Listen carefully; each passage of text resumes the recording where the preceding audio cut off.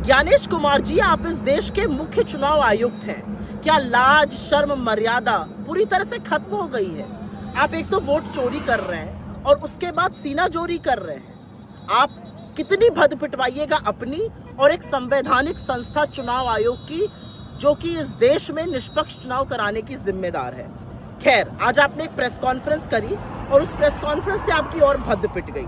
कुछ चीजों का जिक्र पहले करते हैं। पहले चीज का जिक्र है, आपके पास किसी चीज का कोई जवाब नहीं है। आपसे सवाल पूछा गया, महाराष्ट्र में टोटल वोट वहां की अडल्ट पॉपुलेशन से ज्यादा कैसे है? कोई जवाब नहीं।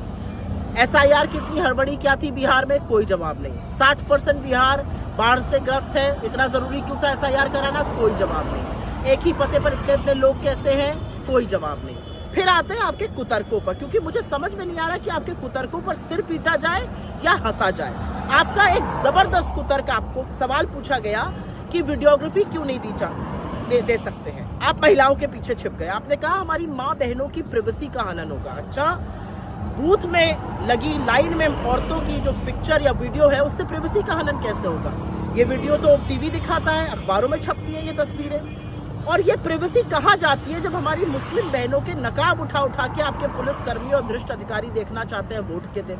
तो महिलाओं के पीछे मत छुपिए। दूसरा, आपसे सवाल पूछा गया, ये शून्य मकान कहाँ से आते हैं? आपने कहा जो लोग कहीं काम करके रात को सड़क पे सोने आते हैं, उनके घर शून्य लिखे जाते हैं। अच्छा, हमें तो नहीं पता था आप रत जगह करा के लोगों को ठेल ठेल के उठाकर वोटर ID कार्ड बनवा रहे हैं। और कहाँ गए मोदी जी के इतने सारे जो आवास बनाने वाले थे? एक और क्वेश्चन यहाँ पर आता है, लोगों के अगर ऐसे ही सड़कों पे सोने वाले लोग हैं तो इनके नाम के आगे इना मीना माइना मो क्यों लिखा जा रहा है? पिता के नाम के आगे IGFJK क्यों लिखा जा रहा है? खैर, तीसरा सवाल आपसे पूछा गया कि आप डिजिटल वोटर लिस्ट क्यों नहीं दे सकते? आपने कहा यह निजता का हनन है। जी नहीं, इससे आपकी पोल और खुलेगी, आपकी कलई और खुलेगी। आप डरते हैं इसलिए नहीं दे सकते। चौथा सवाल आपसे पूछा गया कि एक ही पते पर या एक व्यक्ति के इतने वोट कैसे? आपने कहा एक व्यक्ति के एक जैसे नाम बहुत सारे हो सकते हैं, इसमें क्या बुरी बात है? कोई बुरी बात नहीं है। लेकिन एक ही नाम के लोगों के पिता के भी नाम एक हो, पति के भी नाम एक हो, घर का भी एड्रेस एक हो, ये बात तो गले के नीचे नहीं उतरती है। आपसे एक और बात पूछी गई, पांचवी बात, कि नेता प्रतिपक्ष राहुल गांधी जी ने सबूत दिया, आप उस पर एक्शन क्यों नहीं ले रहे? आपने पलट के कहा या तो वो हलफनामा दे या माफी मांगे। अच्छा, अनुराग ठाकुर जी से आप हलफनामा कब लीजिएगा? और नेता प्रतिपक्ष ने आपको सबूत दिए हैं, थोड़ी सी भी लेशमात्र थोड़ी गरिमा बची है तो अपनी त्रुटि सुधारिए।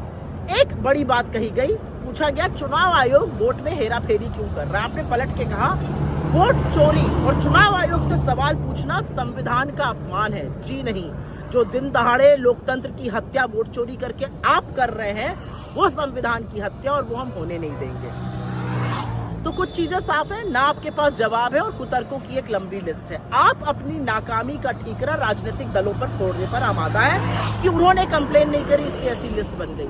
अरे, लिस्ट बनाना आपकी जिम्मेदारी है, निष्पक्ष चुनाव कराना आपकी जिम्मेदारी है, फ्री एंड फेयर इलेक्शन हो आपकी जिम्मेदारी है। आप कोई सरकारी खर्चे पर मौज मस्ती करने के लिए, झुंझुना बजाने के लिए, सरकार के चरण वंदन के लिए थोड़ी बैठे हैं। आज एक चीज लेकिन साफ हो गई कि मोदी जी ने चीफ जस्टिस ऑफ इंडिया को चुनाव आयुक्तों के चयन से क्यों हटाया था?